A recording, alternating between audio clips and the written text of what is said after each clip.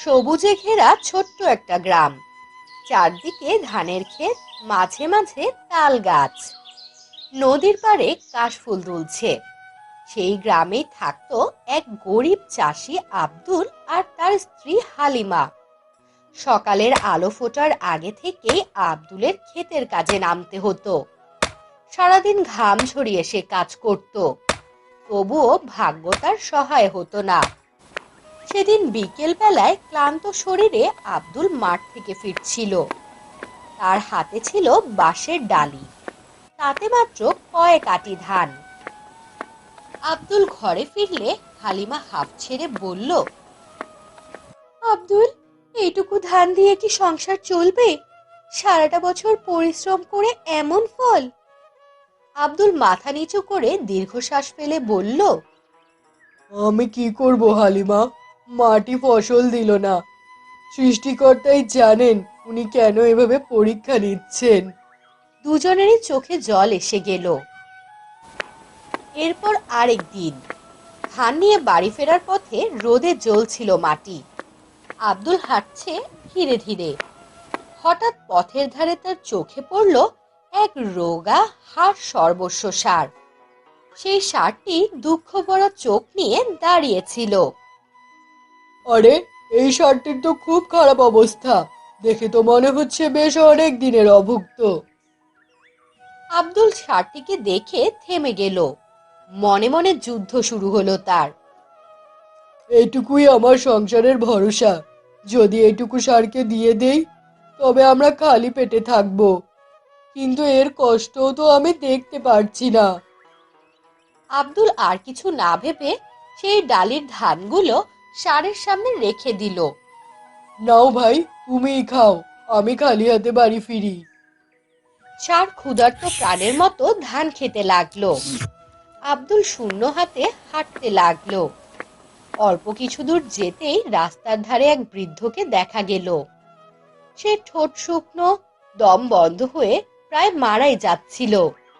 বৃদ্ধ কাঁপা কাঁপা গলায় বলল, বাবা, একটু পানি, একটু পানি না পেলে আমি শেষ হয়ে যাব। আমাকে একটু পানি দাও বাবা। আব্দুল থেমে গেল। তার কলসিতে ছিল শেষ ফোঁটা পানি।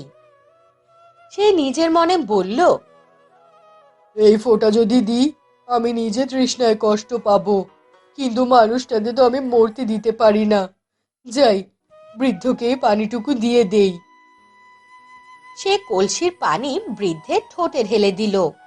বৃদ্ধ তা পান করতেই শরীরে প্রাণ ফিরে এলো।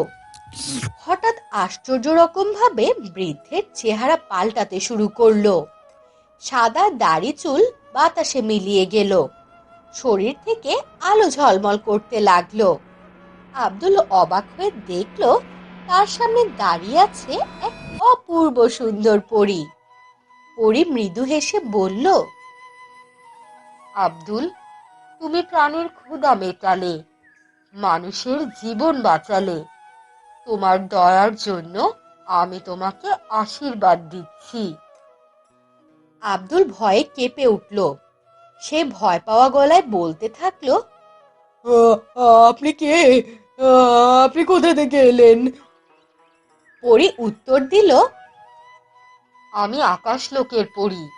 তোমার দয়া দেখে আমি মুগ্ধ হয়েছি, তাই তোমাকে আমি উপহার দেব এক জাদুর ষাঁড়। এই ষাঁড় তোমার সংসারে সুখ আর সমৃদ্ধি বয়ে আনবে। আকাশ থেকে একরাশ আলো নেমে এলো। তার মধ্যে দাঁড়িয়ে গেল এক শক্তিশালী দীপ্তিময় ষাঁড়। তার কপালে ছিল সোনার দাগ এবং চোখ জলজল করে জ্বলছিল। আপনাকে অনেক অনেক ধন্যবাদ পরি। আপনি আমার অনেক বড় উপকার করেছেন। আপনার এই উপকারের কথা আমি কখনো ভুলবো না। আব্দুল ষাঁড়টাকে বাড়ি নিয়ে এলো।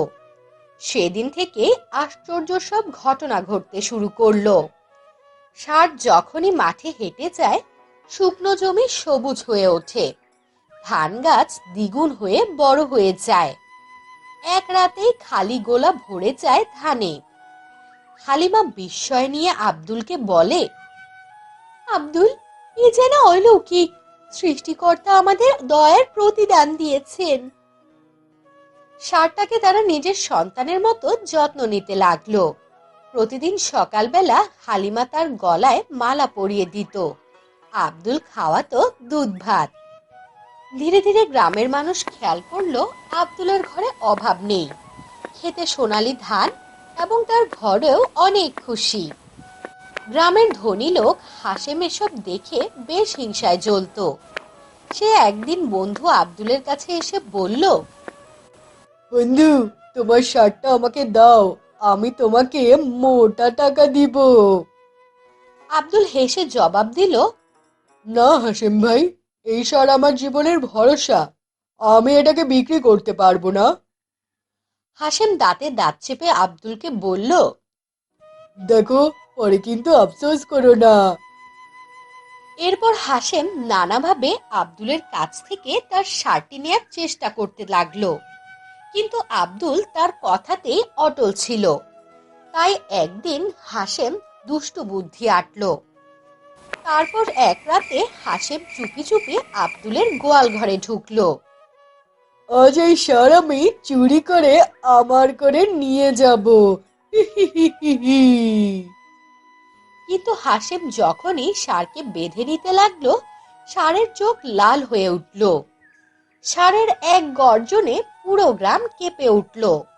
ষাঁড় ডানা মেলে আকাশে উঠে গেল এবং সেই সাথে সে শিং দিয়ে হাসেমকে আকাশে তুলে নিয়ে গেল। ওরে বাবা রে, এসব কি হচ্ছে? আমাকে ছেড়ে দাও, আমি আর কখনোই লোভ করব না।